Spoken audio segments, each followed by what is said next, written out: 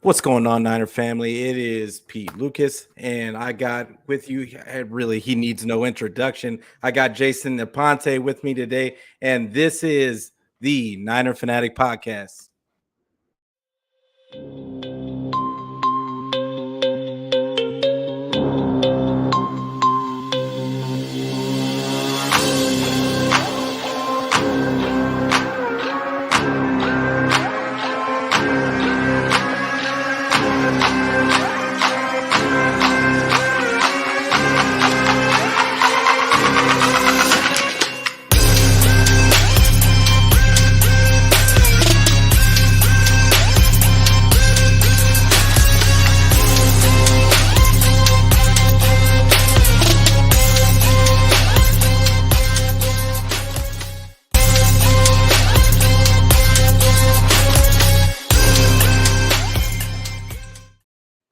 What's going on, y'all? And once again, it's Peter Lucas, and I got with me Jason Aponte from Sprint Ride Option. You know him from Niner Nation, and he's got 20 other jobs that I can't even remember all of them right now. But Jason, hey, why don't you tell them, like they don't already know, where they can find you on the socials and where they can find your stuff? Hey, I appreciate you asking me on, and I've watched your stuff before, and I just want to say because now I have a chance to speak with you, that intro is fire. I think it's Oh, incredible. I appreciate really you. love it. I did the clips and the song and everything is well done. Shout out to Roscoe's to Black Solutions. Like I appreciate you. He does all my stuff. So Nice. So yeah, you can follow me right here on Twitter.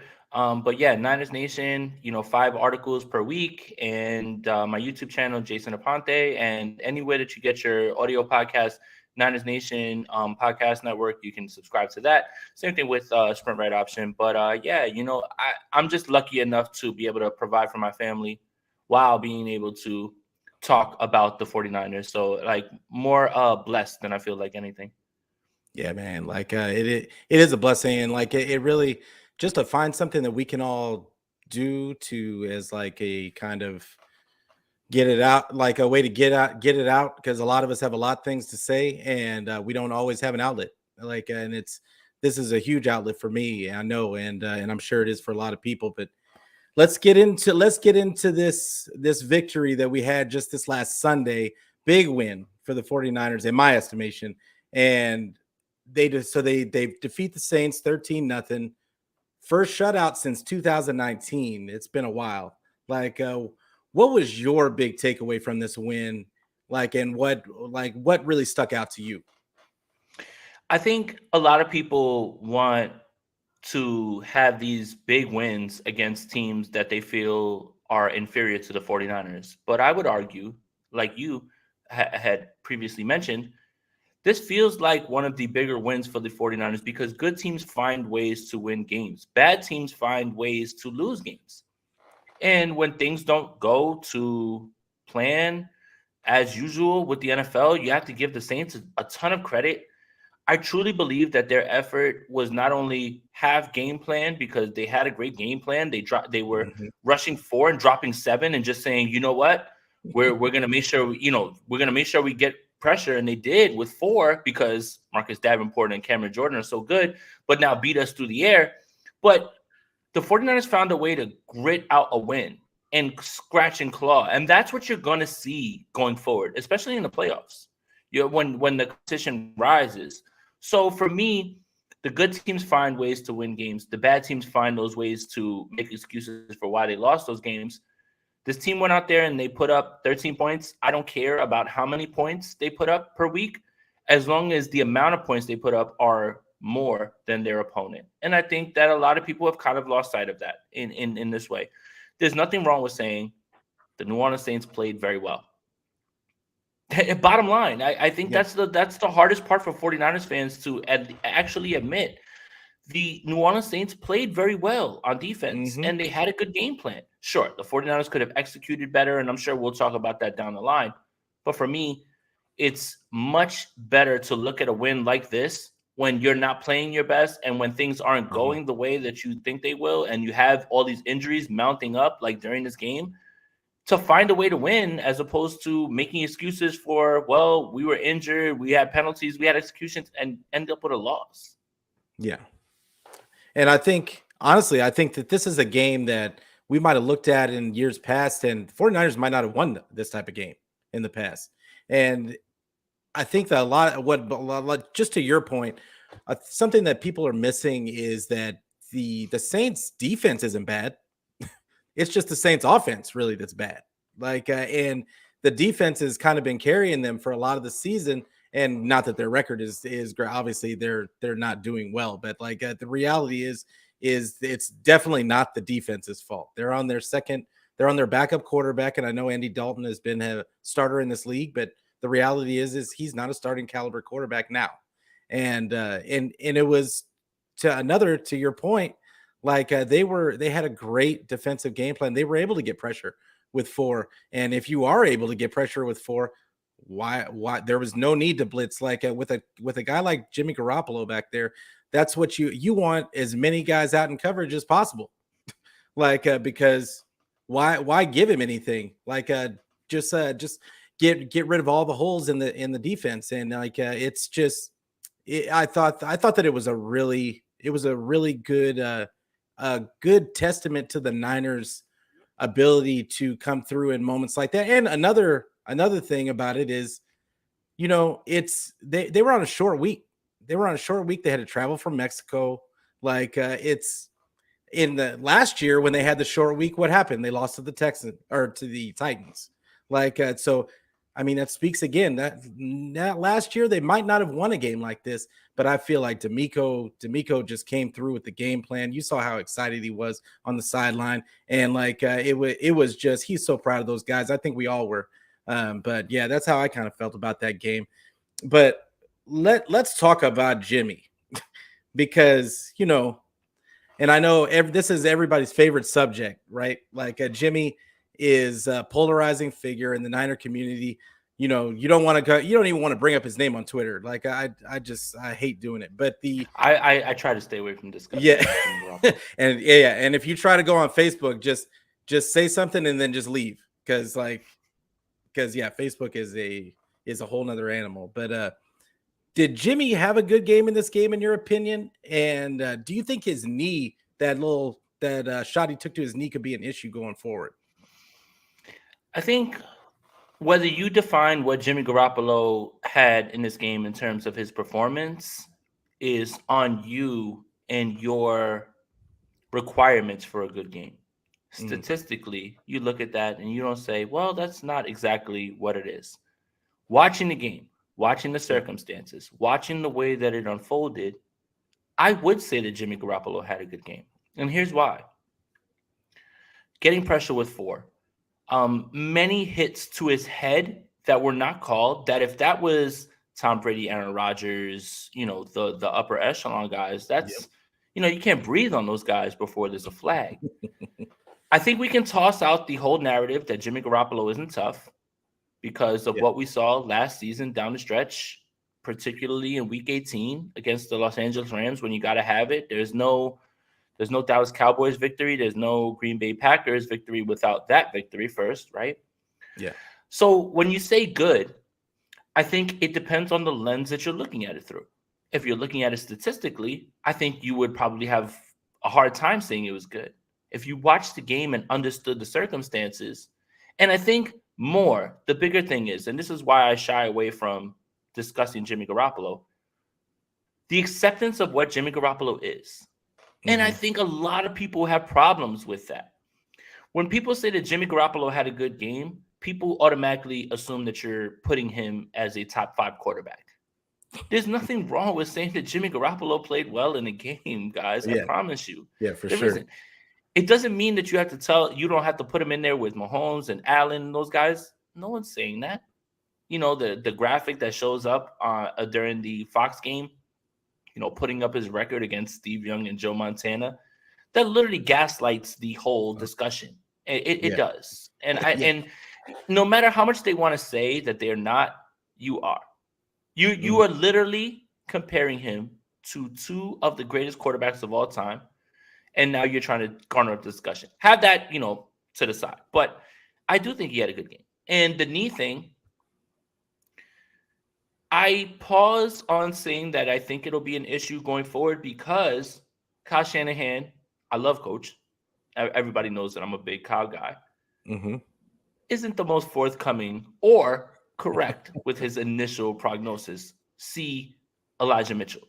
Yeah. Elijah Mitchell's got a MCL sprain. It's not as serious as same timetable as the last one, right? So Yeah. Exactly. So he said he had a 6-8 sore knee. Right. He said he had a sore knee. He said he got through it. We watched the game. He got through it. Do I think it's an issue going forward? I hope not. That's the best way I can put it. I don't want to put any definitives. I don't want to put any absolutes on this. I don't want to say I know. I don't know. What I do know is Jimmy Garoppolo is going to gut through it. And what I do know is no matter what your feelings are on Jimmy Garoppolo, you do not want to see Brock Purdy take extended snaps as the 49ers quarterback. Yeah. So that's really where I'm at with it right now, Pete. Yeah. And I mean, just to speak on that part, it's just difficult. It's difficult because of just what you just said. Shanny doesn't like to give anybody any information ever. He doesn't want to give you a leg up, whatever you want to call it. But the thing, that's what scares all of us. And I think that's what scares me is that we don't really know what it is. Like for all we know, he could have a torn ligament or something. And Shanny said, oh no, he's not on the injury report. Like we won't find out until like right before the game. Oh, all of a sudden Jimmy's leg's falling off or he comes out in a cast. Like, so it's the reality is I think that's why I asked the question is because you just never know with Shanny. And then like Eric Armstead has been, they didn't put him on Close. IR. He's close. I know he's close. He's been close for like what, 4 weeks now? 4 weeks. Yeah. You know what I'm saying? Like, it's just crazy to me. Like, how close can you could have put him on IR a long time, unless you just really didn't want to use up those IRs, because apparently there's a certain number you can use. There is a limitation. So maybe that is good, good strategy in that way. Yeah. But yeah, I think that Jimmy had a good game because in the past, if we saw Jimmy get pressure on him by 4 in the past, he would just throw the ball wherever. And a couple of times he did. There was that one where he spun around and I was like, oh my God, I don't know where this ball is going. And then it just ended up in our guy's hands. And then there was the pick that wasn't like, but I mean, the reality is he played as well as could be expected. Like there was no turnover. There was no turnover. As much pressure as they got on him, as many times as he got hit, there was no turnovers. So to me, that's a good game, and for Jimmy. And it's just, I mean, I still saw him make throws. Like he still spread the ball around. It wasn't even like he just keyed in on one guy. Every guy got a little piece in that game. And that's Pete. Jimmy's playing well. Say it, yeah, Pete. I am the one person that I am willing to go out there and get owned on Twitter by saying that Jimmy played but well. It's not about being owned. I think that there's a huge, large portion of Twitter that have grafted their identity to not giving Jimmy Garoppolo any sort of credit. And what I want to say is, trust me, nobody's been louder about that than I have, right? Like, trust me, I have been on the forefront. But I also do recognize that without Jimmy Garoppolo being on this roster, the season's lost after the Trey Lance injury. It's lost. Yeah, for sure. And I actually took comfort in the idea that I knew that, you know what? This offense is going to operate with some functionality, something that I could set my watch to. And that's what's the hard part for the people who have completely jumped to this. I hate Jimmy Garoppolo, anything. Like, you can't even see yourself clear saying he had a good game this game. Again, I'm not asking you to change your opinion on him. I'm just saying we have to be objective game to game. That's all we can do. Don't tell me that you're worried about Jimmy Garoppolo in the playoffs. Let's worry about getting to the playoffs, and then we'll worry about that when we get there. And trends are trends until they're not trends. I'm not telling you that Jimmy Garoppolo is going to come out there and light the world on fire in the playoffs. But trends are trends until they're not. Peyton Manning was known largely as the best regular season quarterback who has ever done it, but fumbled the bag constantly in the playoffs. Dan Marino is the best arm talent, never won a real game. You know, any of those. So, like, I'm not trying to compare them to them. I'm just saying when you start to dig into a stance and you put yourself in that position, you lose the wiggle room of being able to move out of that stance with new information. And I think that's the part that, you know, I have to tell this to myself also, you know, like, you know, it's not just, I'm not trying to talk down to anybody. I'm just trying to talk, like, you know, logically. You have to give yourself wiggle room to get new information and figure out things the way that it is. Because when you back yourself in a corner, when you say this, and this, and then it gets proven wrong, that's when you start to feel that sort of pressure. So that's all I wanted to say about that. Yeah, and that I like.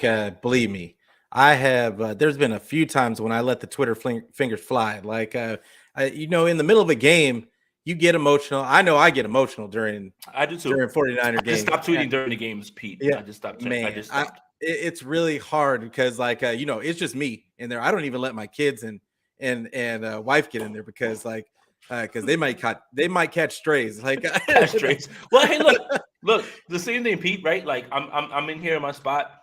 You know, if I'm watching the Niners game, I'm watching it on the same laptop that I'm doing this on. My TV's got Red Zone on in the background, but I do need to zone in, and I do need to go through the emotions myself. So I hear you 100%. I'm with you with the passion.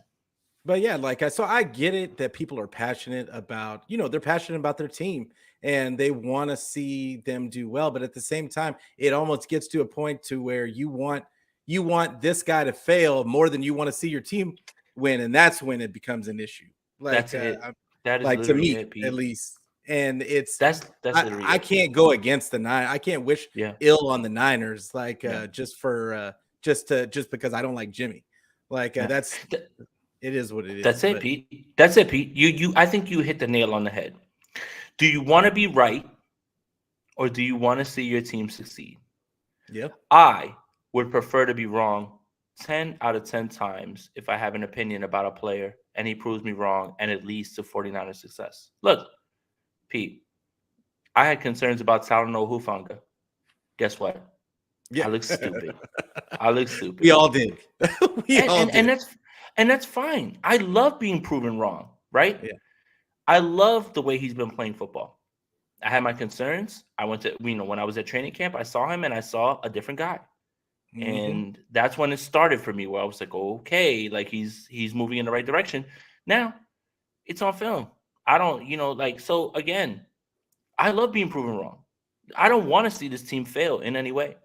So you, not you, Pete, but you out there that is watching this, you have to figure out whether you want to be right or you want this team to succeed. Because so many people are just like, oh, I can't wait for the playoffs so he can just fail. Why do you want that? Why would you ever want that? Why would you ever want that? Why? Because you backed yourself into this corner. So yeah, for sure. And like, I want this ring so bad. I'm old enough. I know I'm older than you. And like, I don't know how much older. I don't know. I'm 45, bro. Oh wow, you don't look it at all. All right, I just turned 30. I just turned 38 in November. So I remember the last one. I do remember the last one. I remember all of it except for the first two. Wow, I watched it illegally in a Bronx bar as a 10-year-old, and there's pictures of me during the Bengals ones. You know, my father is the one who gave me the game. He went to Indiana when Joe was at Notre Dame. That's how we became 49ers fans. Of me running around in a oversized 49ers jersey. So I was there for those games, but I don't remember. That's why I only count 95 in my opinion. Yeah, for sure. And I mean, I watched them all I grew up in LA. Like, so like I just watched them all on TV, but my Niner story is that back in the 80s when I was like 8 years old, I played Tecmo Bowl. Nice. And Montana to Rice. It's an unbeatable play. Joe and Jerry. It's an unbeatable play. And from that point forward, I was a 49er fan. So, but I love it. Yeah, it's we all got our different stories as to how we became Niner fans. And like, but to just close out the Jimmy issue, what do you think is the plan? Like, you know, if this knee is an issue, I don't want to think about it. Like, and I know Brock Purdy is there.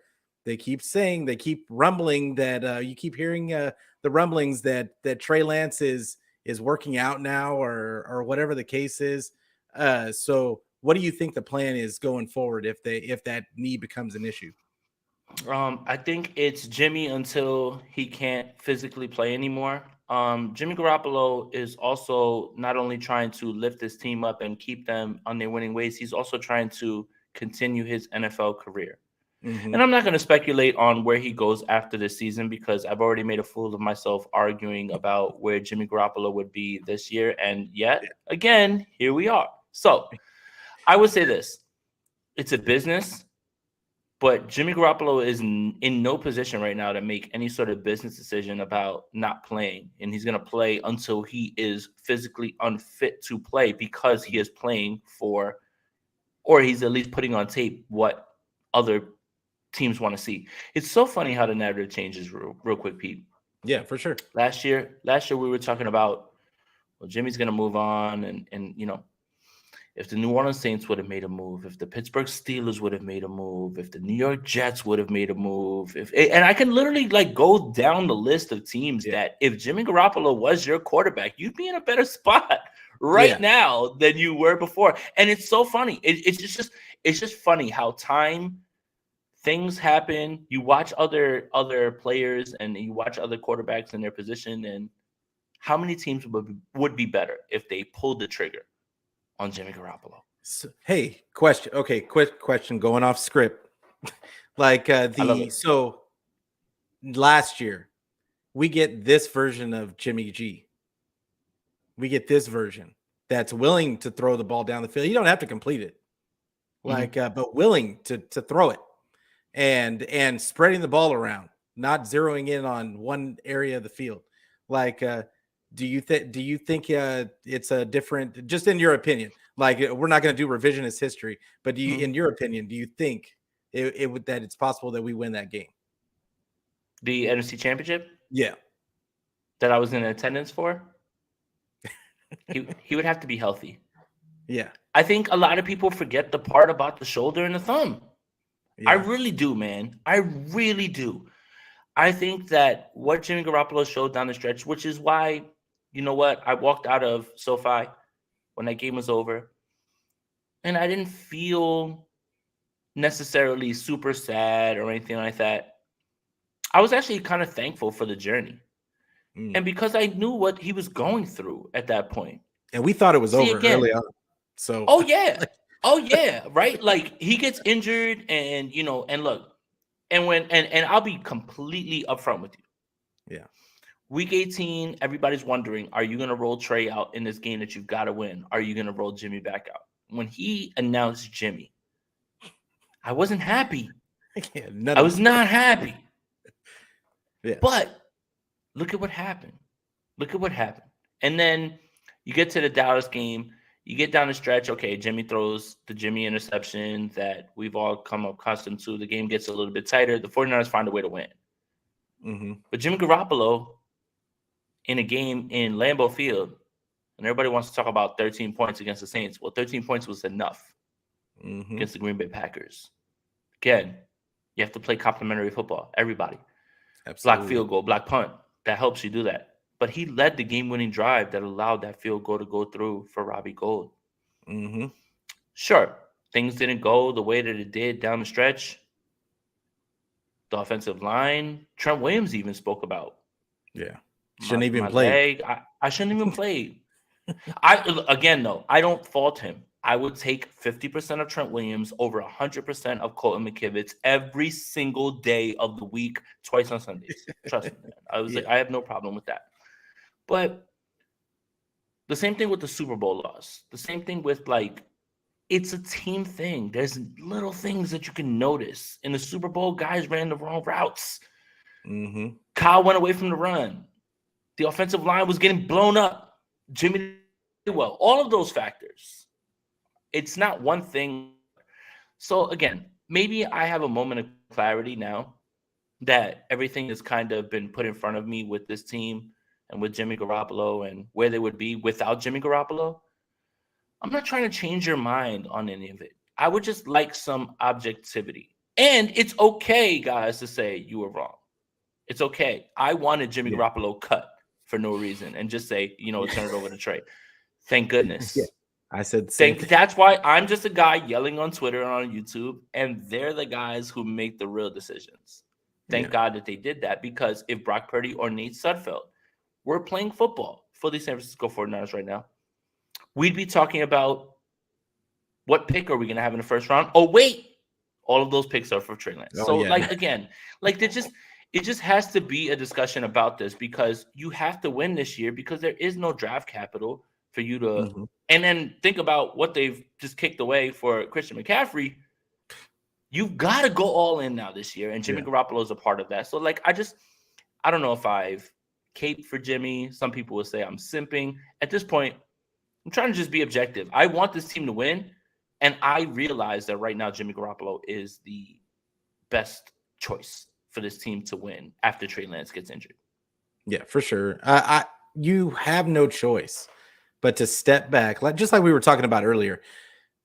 We want the team to win, so you're going to have to swallow your pride as a fan, take a step back, take a hoosah, and look at the situation and say, okay, well, if Jimmy was the best situation, that's what I had to do when Jimmy got signed. I was pissed, in the beginning, but then a day later, I had to sit there and I had to think about it and just say, look, for real, this is probably the best situation that could have happened.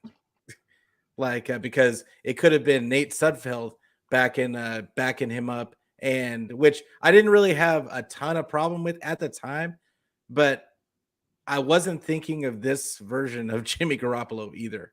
And it was under the implication that Trey Lance was going to be healthy exactly the entire time. And we thought we were going to get the Jimmy offense with Trey, which is a whole nother show. Which is a whole nother show. We're not going to get into that because we'll be here for 2 days talking about that. But I want to get to CMC, because CMC, you mentioned him earlier, and CMC had kind of another subpar game on the ground, and is being a workhorse back, because that's the way I feel Kyle is treating him. Is that the best way for the 49ers to use him?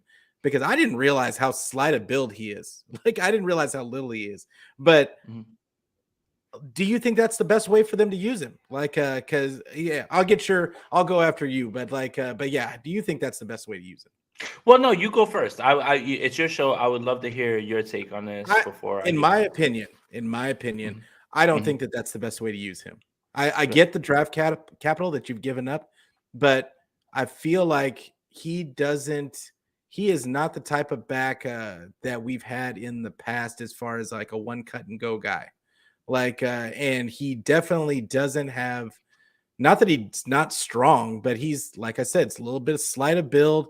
I feel like he would be perfect as a third down back for us. I know that's sacrilege, but I think that they need to give the guys, I know Elijah Mitchell's hurt now, but I mean, dare I say it, Jordan Mason, TDP was a healthy scratch last game. Apparently he's fully healthy. I'm expecting him to be on the team, us to hear that he's on the team at the end of the week. So I would like to see them on first and second, and then bring in CMC at third down, or even second, third down, but to add that element into the passing game. I just don't want to see him running a lot up the middle. It just doesn't seem like that's, at least our style of running up the middle, is a fit for him, if that makes sense.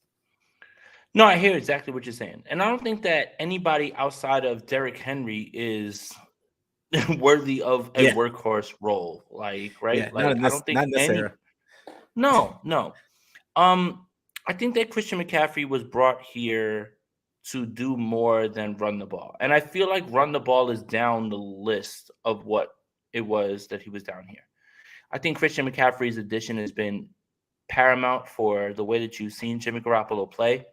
Jimmy Garoppolo, while the offensive line has been able to block in front of him, he's been able to go through progressions and then realize, oh yeah, there's that guy that we can get the ball. No disrespect to Raheem Mostert, Jeff Wilson, any of those other guys that have been here. When you throw the ball to him in space, he's got a better chance to make a linebacker miss than Raheem Mostert, Jeff Wilson. Yes, he does. This trade is not going to be evaluated on a 1-year basis. Mm-hmm. You didn't trade all of these picks for Christian McCaffrey to be a rental. Christian McCaffrey is going to be here for a while, so you need to keep him upright. Mm-hmm. TDP, I have no doubt in my mind, will be active on game day on Sunday.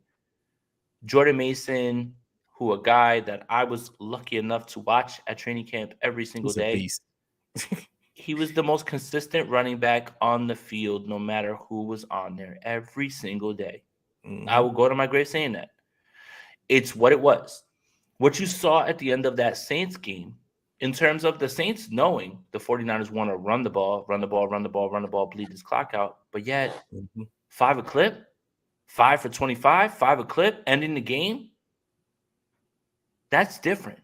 So Jordan Mason's going to be there. TDP, this is why the Jeff Wilson trade made sense, in my opinion. Mm-hmm. You have a 3rd-round pick that you invested in. Maybe it goes the way of Trey Sermon and you realize that you have to cut ties 2 years after. But you have to see what you have. And Jordan Mason is valuable on special teams, and he's been up on every single game day because of special teams. And last 2 weeks has been pushing the duty. 1 week was about a blowout. The last week was out of emergency. So in terms of Christian McCaffrey, he's not here to pound the ball between the tackles. He's not here to be explosive in the necessary run game. He's here to be what Deebo Samuel is, an offensive weapon. So key in on Christian McCaffrey. Cool. That means you got to take somebody off of George Kittle. That means you got to take somebody off of Deebo Samuel. That means you got to take somebody off of Brandon Ayuk. So right now, what Christian McCaffrey is to make things easier for Jimmy Garoppolo, make his touches efficient, and also open things up for everybody else. Because, unfortunately, no disrespect to Raheem Mostert, Jeff Wilson, any of those guys that have been here, they didn't cause the necessary attention that Christian McCaffrey does. So that's what I have to say about that. Yeah, for sure. I think that he has done something for Jimmy, like to make him, to give him a bona fide outlet. Like the 49ers don't throw to their running backs. That's been the narrative for years now. And and he's just shattering that narrative. It's almost as if he's on the team now. So Kyle better figure out a way to get him to have them pass it to him in the flat, or get him the ball however you need to get it to him. And Kyle, I think he had to come out of his comfort zone a little bit, which is a good thing. I think is a good thing. It forced him him going for it on 4th. Yes. Look at Kyle. I mean, even if it's unsuccessful, bringing the jet like sweep that. back. Bringing the jet sweep back. Like I loved all of it. Like and I love that you mentioned Jordan May. We've been championing this guy since y'all gave us, you and Brad and Grant, Jordan, and all the guys, Jordan, that all of them telling us that Jordan Mason was looking the best at everybody. I was sitting there just based off of what you guys were saying, because I trust your guys' opinion, because you guys were there on the ground. And so when all of you are saying the same thing about this kid, there has to be something to it. We aren't lying. Like, we aren't all lying. Yeah. Like, again, like all of us are watching the same guy. And here's the thing about Jordan Mason, real quick, Pete. Jordan Mason could get 1 touch, 3 touches, 5 touches during the practice. Every single time that he touched the ball, he looked electric. He made the most of his opportunities. And there were days where Elijah Mitchell wasn't available. So Trey Sermon got a little bit more run. You want to see what you got. You're also trying to, now we know you're trying to showcase him off in a trade, which never materialized. But every single time Jordan Mason's number was called, he was ready. And I think that's what impressed me, Grant, Jordan, Brad, all of us, anybody who was at training camp. There's a reason that people were on the hype train and immediately, and it wasn't because he was wearing 24 at that time. He wore 24 later on. But Jordan Mason was the most consistent guy the entire time, and he really was. We're not all lying to you. I promise you. Yeah. We would stand there and look at each other and say, holy shit, is that Jordan Mason again? Like, doing this again? Like, and running through guys? Like, and seriously, against the first team defense. against Yeah. the first team defense that was giving this offense hell every single day that we were at that camp. And that's what let me know that this team was going to be, on defense, they were going to be fine, is because, whatever. Oh, the offense is struggling. Yeah, you're facing the best defense in the league every single day. I don't care what you have to say. So in terms of that, Jordan Mason he was far and away the best guy. And the team is telling you, made the 53, makes the 53 every single week because he He's contributes always on active. special teams. Always active, never a healthy scratch at all. Now, can you spin that and say, damn, third round pick TDP, not active on game days? Yeah. Or can you spin that into a way where they have found another gem? And I think that's what Jordan Mason is. Yeah, and we saw it in preseason. I granted it was that he didn't get run until he was going against second and third stringers. But the reality was you could see it. You could see that what was working right then was going to work against whoever, because physicality and that kind of power when you're running does not just go away. It doesn't go away when you're going against first stringers. So I've been anticipating him playing all season long, to the point to where we were begging Kyle to put him in. We didn't understand why we even went as far as to say that Kyle was trying to hide him for later in the season. They've done that. Well, they've done that with practice squad guys. They've done that with guys that they were trying to sneak on the practice squad. Don't discount the fact that this 49ers franchise listens to beat writers, content creators, and tells them to slow down with hype on certain players. Yeah. Just want to say that. And shout out to Kelsey. He's in here. I think he invited me as well, too. Kels, send the invite again, man. Let me know when it's good. Yeah, that's my guy. Kelts Chronicles. Make sure you get it. And I love he put that's this is my if I even have a catchphrase, this is my catchphrase, because I'm on everywhere, like YouTube, TikTok, Instagram, Facebook, wherever you want to get. I don't care where you get it, just get it. But the let's talk about a little bit about this man Jawan Jennings, because this guy, I've been kind of championing him since last year. I know a lot of us are on to Jawan Jennings at this point, but it was just good to see him while they're spreading the ball around, for him to end up being the focal point. And I think it had something to do with him just being the guy that was getting open, because the defense did play so well for the Saints. But what makes Jimmy so comfortable getting the ball to Juwan? Because he's the guy, he's his new Kevin Bourne. He's the guy he likes to look to on third down. And is there a main target on this team? On third down, Jimmy has eyes only for Juwan. Yeah. Only. And yeah, pause. Yeah, all right. It was borderline. Crocker would love that. Pause.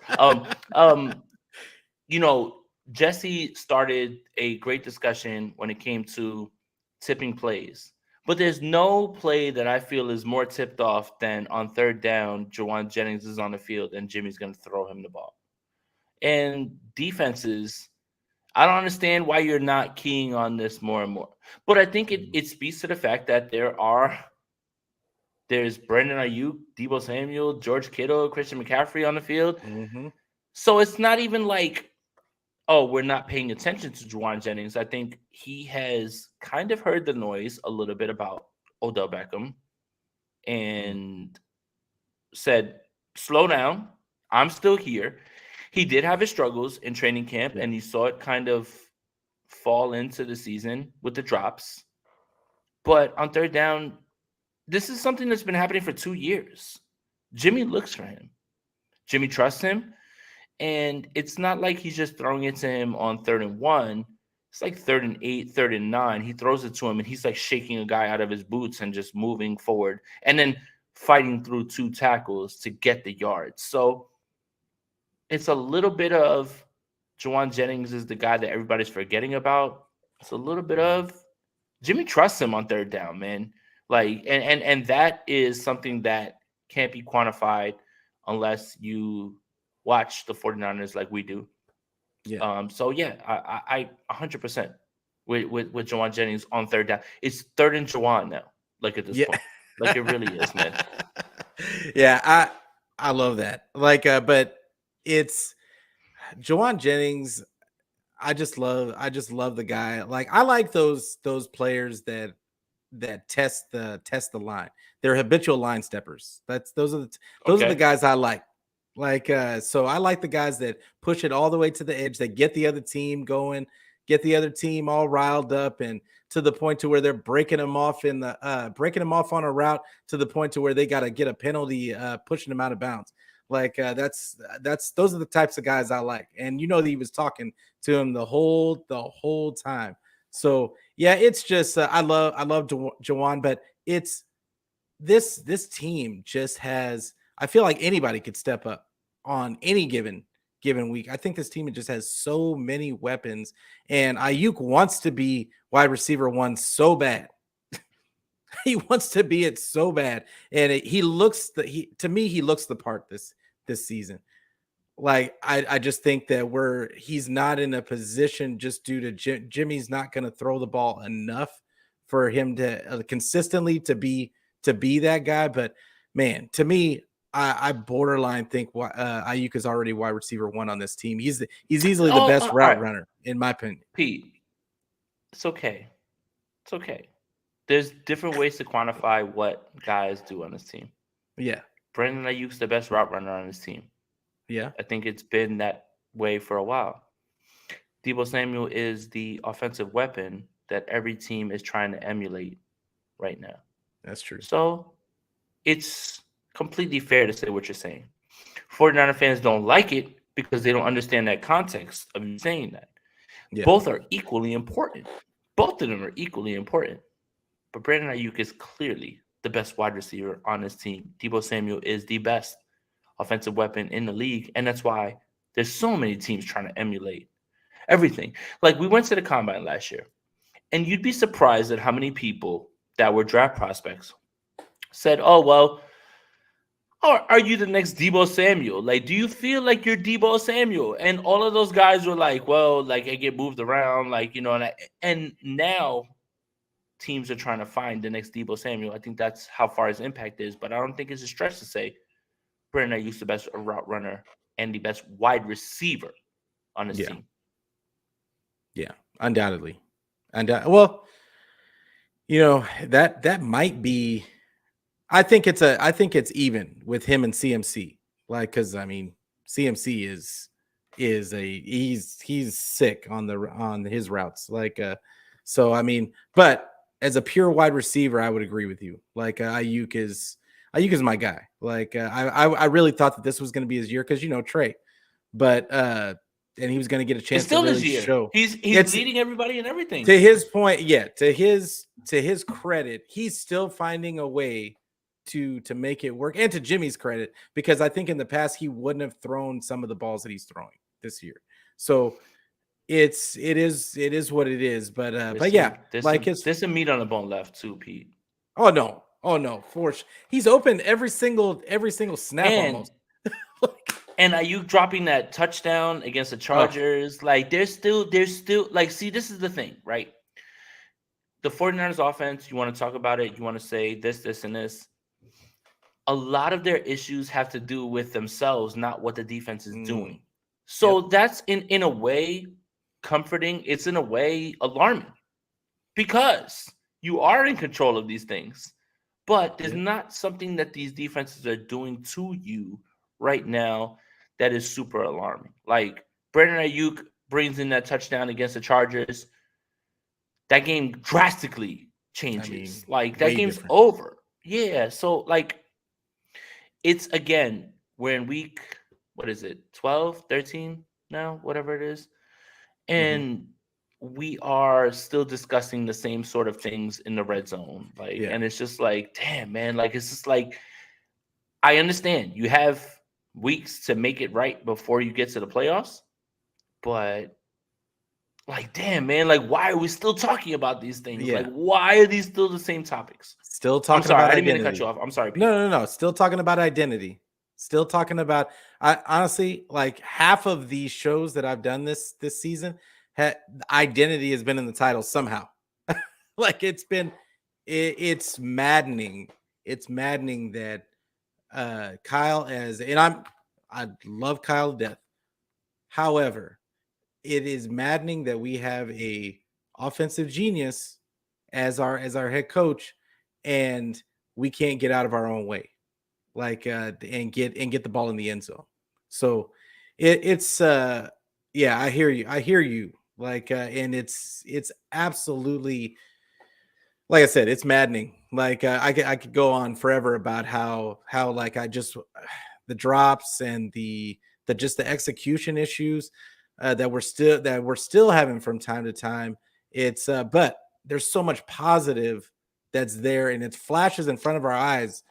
Like every now and then, it just flashes in front of our eyes, and it gets us ready, and it gets us hyped up, and then something else, execution issue. But I feel like they're turning a corner. Like earlier in the season, I don't think they win that game against New Orleans.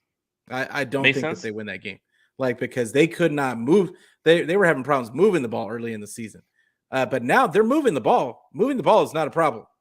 It's once you get into the red zone, what are we gonna do at that point? And how are we going to get the ball? How do we make it easy for us to get the ball in the end zone? Because we've got 20 million weapons, and we can slice you any way you want to get sliced. So Pete, do you wanna get mad? Real quick. I'm ready. I'm ready. I just got an email from NFL Communications. Week 14, the NFL is flexing the Dolphins and the Chargers game into Sunday Night Football to replace the Chiefs and the Broncos. And I completely understand that. Mm-hmm. But my goodness, man, why couldn't you flex out the bum ass Cowboys? Nobody, like, I mean, I get it's America's team. It's America's team, bro. But that's it. It's America's team. But this game, this Miami San Francisco game has way more juice. So many storylines. Any of that. Oh man, you know what, man? I try to stay away from talking crazy about the NFL because, like, I like my little, like, whatever little ground I've gained with them. But man, that is embarrassing. It is. I thought for sure that they were going to flex us to that primetime spot this week, but it just goes to show again the NFL, ESPN, all of them, they hate the 49ers. The NFL, and I started on this narrative this last week. The NFL does not like teams that run the ball. They don't. Like, they show it to us every single week. They call ticky-tack holding calls. They call ticky-tack this, that, or whatever on everybody but except for when it's time for us to get a call. And I don't want to complain about the refs on the regular, but if it wasn't in front of our face every single week, like it would be harder to get on the refs. But yeah, I feel like the NFL just doesn't like the 49ers because they run the ball and play defense. That's how I feel about it. Hey, whatever. Let them show the highlights of the teams that have all flash and no substance. Let the 49ers win their games the way that they are. I'm good with that. For sure. I mean, I haven't had cable for 3 years, so I never watch ESPN. So it really doesn't bother me. ESPN, all those things. Like, I stick into my little hole. I watch what I watch. And, I'm lucky enough that we have so many good 49ers content creators that are allowed to speak about the team. This is what's beautiful about YouTube. This is what's beautiful about the Twitter discussion. There's something for everyone. There's so many people that are dedicated to this. And as a 49ers fan on the East Coast, MSG, whatever networks, they would never talk about them. No. I get to be able to tune into YouTube and watch other people speak about this team that I love so much.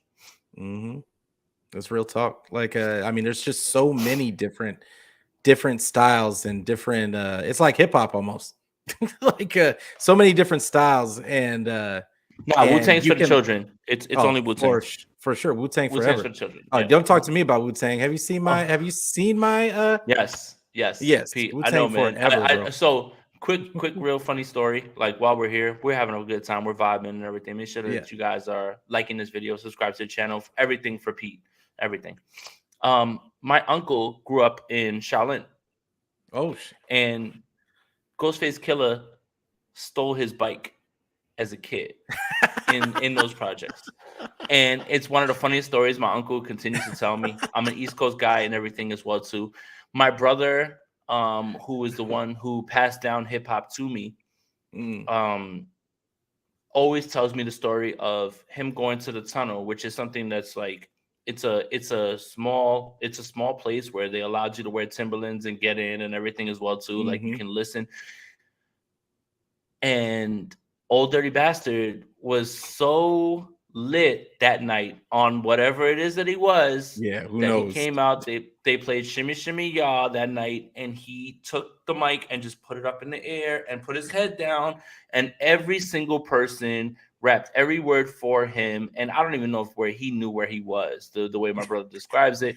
But yeah, Wu-Tang is definitely for the children. And for sure. Pete, I'm me being on the East Coast, me being in that era when that was more to the forefront. Like the first few albums I ever got in my life were Method Man to Cal, Ready to Die, Notorious B.I.G., and then 36 Chambers.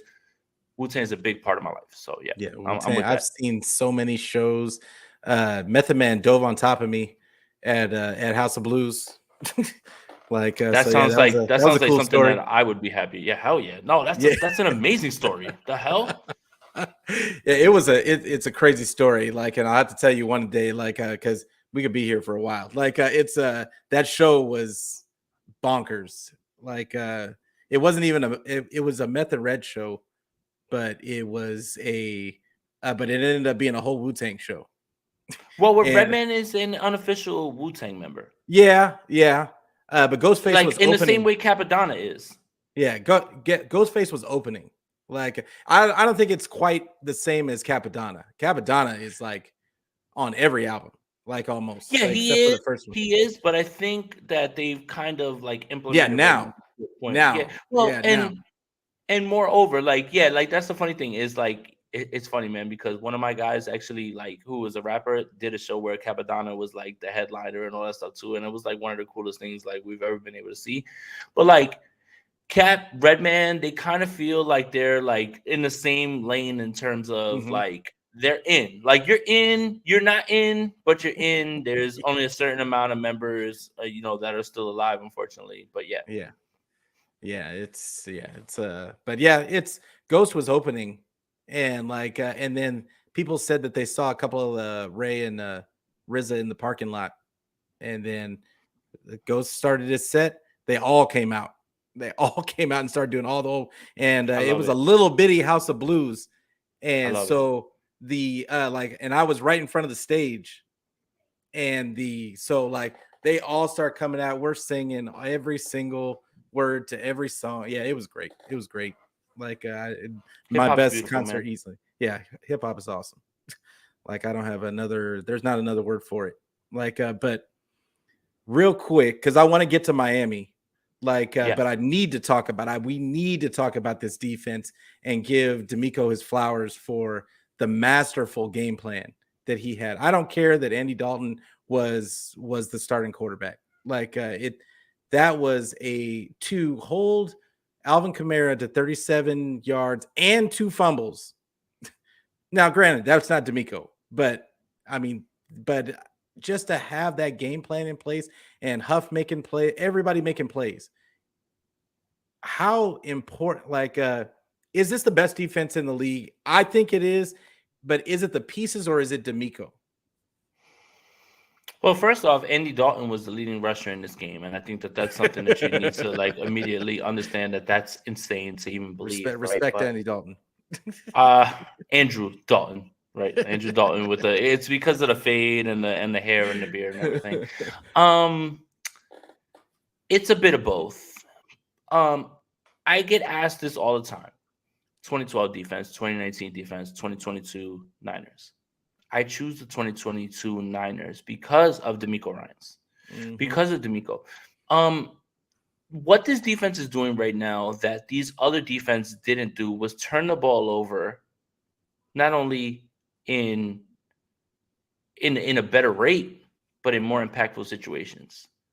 It felt like the Saints had 4 opportunities at the end of that game in the red zone. That was obviously situations change, right? You can't take field goals there. You're going to be in 4th down territory. But I would imply that that's harder for the defense to overcome because you only have three downs certain times. So it's D'Amico. Enjoy him while he's here, man. He's going to be the Texans coach next year. He's going to be somebody's coach next year, Don't man. say the Texans. Don't say the Texans. Don't do that. And nothing against Lovie Smith. I think Lovie Smith has done a great job, man. It's just it's just the sum of their parts, who they are. But I fear that there is no improvement in the defensive coordinator role from D'Amico in the way that I feel that he's improved over Robert Saleh. And I love Robert Saleh. And look at what he's done. Crazy. Like and look at what he's done with the Jets. Like look, I can open up this thing right here, and that's where MetLife Stadium is. That's how close I am to the Jets and the Giants. Okay. But at the same time, man, it's D'Amico, man. He deserves it all. His attitude, the way that he pulls for his guys. It's not that Saleh didn't. You saw all that energy, all that same thing. It's the sum of his parts. You have Nick Bosa, Fred Warner, Hufanga's balling out of his mind. But it's D'Amico, man. It is D'Amico. And for him to not give up a second half point in the entire month of November, I don't care if that's against a high school team, college team. That's something that needs to be celebrated. So, yeah, I think it's crazy. Partly the roster that still hasn't gotten Eric Armstead back, and partly the fact that D'Amico Ryans is incredible, man. Yeah, it's insane because people are just dropping. I mean, it doesn't matter. But somebody drops off, somebody else steps in. Like people off the practice squad step in, we get the same production. Like I mean, it's Kevin Givens. I mean, I'm not really gonna have this take, but Eric Armstead and Kinlaw, who like we got Kevin Givens and Amenahu and all these other guys. Like it's Gary Hyder and T.Y. McGill. Like I mean, they're balling out, and it's just amazing. Even if you go to the linebackers, it doesn't matter who you put in the linebacker spot. They just all excel.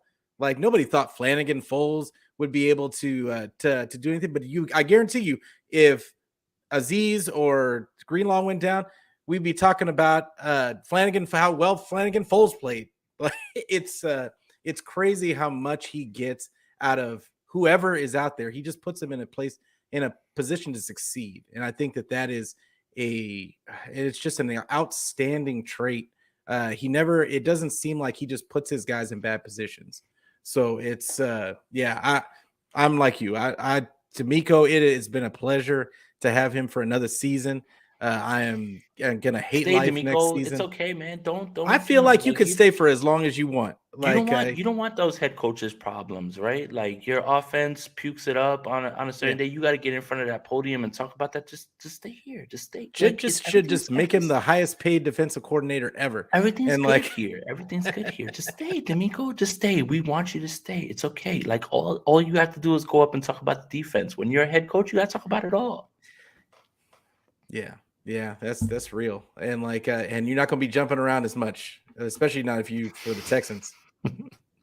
Or whatever team decides to hire him, right? Like I just threw the Texans out there because I think they're going to be in the market, but there's clearly some teams that are going to be getting rid of some people.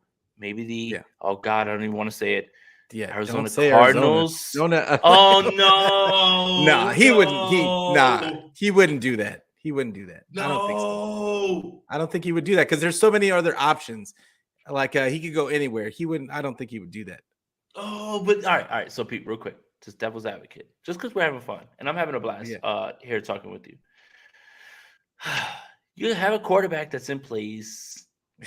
You have good weapons. Oh no, man! I'm starting to think about it. And you have guys that are Swiss Army knives, right? Isaiah Simmons, Budda Baker's a baller. Oh God, man, I really don't want this to happen. But Arizona, if Arizona was smart, what I want them to do is to ink Cliff Kingsbury to a lifetime contract. That's what I want as Yeah. a 49ers fan. But if they were smart, man, they would go hard for D'Amico Ryans, man. And he'd be a fool to turn that down.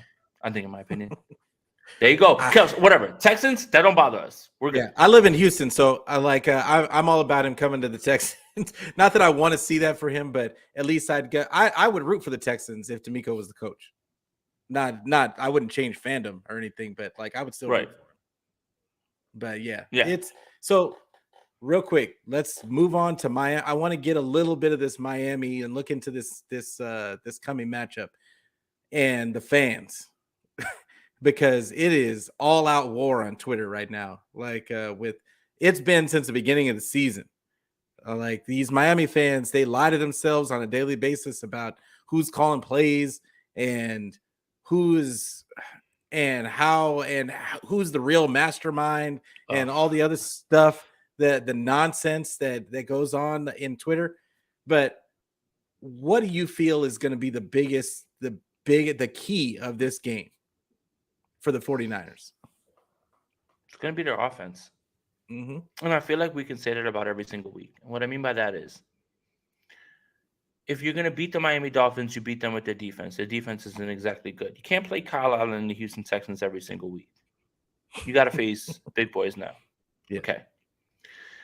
If there was ever a week where the San Francisco 49ers wanted to have 8 to 10 minute drives and bleed the clock, this is it. This is it. You don't want to get into a shootout with them. You don't. Yeah. You keep your defense off the field.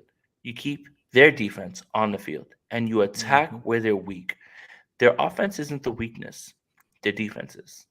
So if there was ever a week where you, Kyle Shanahan, and you, 49ers offense, wanted to impose your will and do whatever it is that you want to do, you have to punctuate those 8 to 10 minute drives with touchdowns, not field goals. That's not how you're going to beat the Miami Dolphins. I'm going to go out on a limb here, Pete. The Miami Dolphins are going to score points in this game. The streak is going to end.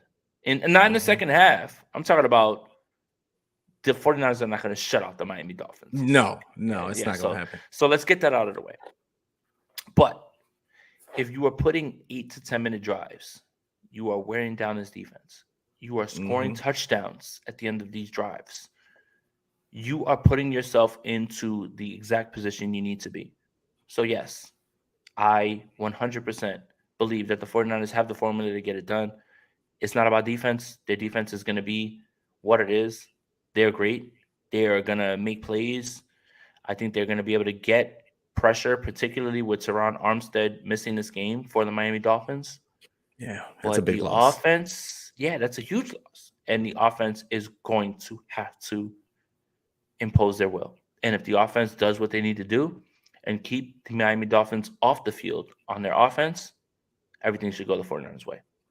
Yeah, I see this game being – it's definitely about the offense is going to have to score touchdowns. And scoring in the red zone is going to be key because, to your point, they cannot get field goals and expect to beat the Miami Dolphins. Like they're going to score, I think, at least 2 touchdowns. Like because there's going to be 2 fluke plays with one to Waddle and one to Hill, and to where they break a tackle and they're gone. So, and not that I want to see it happen, but I'm just preparing myself mentally for it. And so I feel like the 49ers can really, I saw somebody post something on Twitter and they were showing the Tua's throw chart, and it was eerily similar to Jimmy's. And I'm not trying to go down the rabbit hole. No, Pete. I've been getting crushed by Dolphins fans this entire week because Tua is asked to do the same exact things that Jimmy Garoppolo is being asked to do, albeit he's probably doing it at a bit of a better level. That's fine. You can say that. But Mike McDaniel's not asking more of Tua Tagovailoa than he is Jimmy Garoppolo. No, that's my point. Are you using your eyes? I am. I am. Throw the ball to guys in space in Yak. I am. It's literally the same guy. The reason Mike McDaniel came to this team was understanding that Tua was going to be his quarterback and knowing that he can craft an offense that he was so familiar with.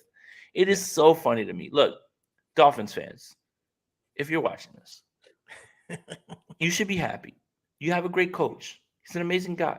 He loves Mike Jones. He was very nice to me when we spoke to him at the combine. But it's the same quarterback. One is just executing a bit better and is younger, and you haven't seen his ceiling. Now, Jimmy's way more handsome. We're not ready to go there or whatever, but at the same time, it's just so funny how eerily similar their games are, but yet people don't understand that portion of it. And when I say that people want to automatically assume that I'm saying Jimmy's better than Tua, I'll give somebody the argument that Tua's better. I will give somebody that argument 100%, 100%, because he's younger and we haven't seen the ceiling. And if you want to say Tua's better, no problem. But don't sit here and tell me that they're asking him to do anything other. If Jimmy Garoppolo was the quarterback, this offense would operate the same exact way. Maybe not as efficient because Tua's been doing a very good job this year. But they're asking him to do the same exact thing. So that's my thing, Pete. And that's my point, is that it's the same offense. And they're complete with window dressings and all that kind of stuff. So my thought process on it is that actually plays into our defense's hands and D'Amico's hands, not because D'Amico sees it on a weekly basis, but because now you're able to keep everything in front of you. And I think tackling and laying the wood is the reason why this defense is so good. Like, so it's that I feel like it's playing right into D'Amico's wheelhouse. Talanoa Hufanga is going to want to lay some hats, like in this game, and he's going to want to they're going to want to set the tone.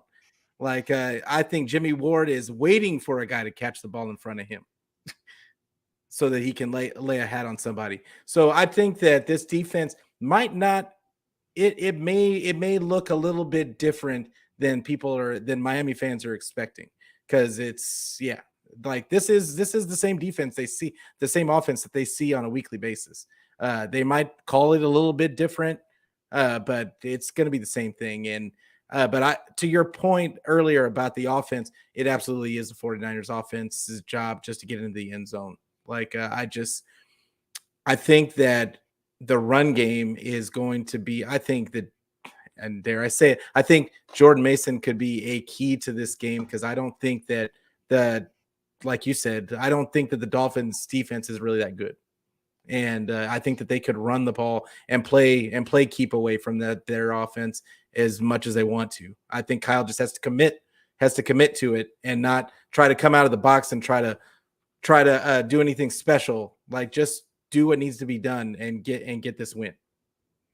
Yeah, 100%. And I think the 49ers have the formula to get that done. And again, it feels like every week we can say the same thing.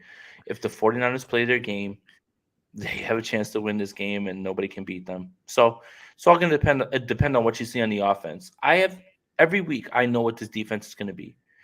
With the Chiefs game, you can throw that out, in my opinion. There was coverage bust. There was a lot of things that were weird in that game. And the Chiefs are really good too. Like, you want to throw that in there, but I know what this defense is. I set my watch to it every single day, but it's the offense that is going to determine wins and losses going forward. Yeah, that's the way I see it too. And I want us to get out of here. Do you have a score prediction? Do you have a score prediction for this weekend, or is it too early? No, it might be too early, but you know what? Just in the interest of having fun, we talked about Wu-Tang, and I think that's really fun. And I've been having a blast here. I think the 49ers end up winning this game 27-21. The Dolphins are going to score their points. I don't know if that's going to come in the second half or not, but they're too fast. They have too good of a scheme. McDaniel, see, in the same way, this is what I'm going to be watching, and this is like the beauty of football. D'Amico Ryans knows Mike McDaniel. Well, Mike McDaniel knows D'Amico Ryans. So Mm-hmm. he knows what he wants to do. So on both sides. And he has guys, a lot of what's being discussed right now this week about Mike McDaniel being the secret sauce over Kyle Shanahan, 65% of that is scheme, 35% of that is personnel that can execute it. Everything Mm. looks much better when Tyreek Hill, who's an all-world wide receiver, is running past everybody, and Jalen Waddle, who's a baller, is able to do that.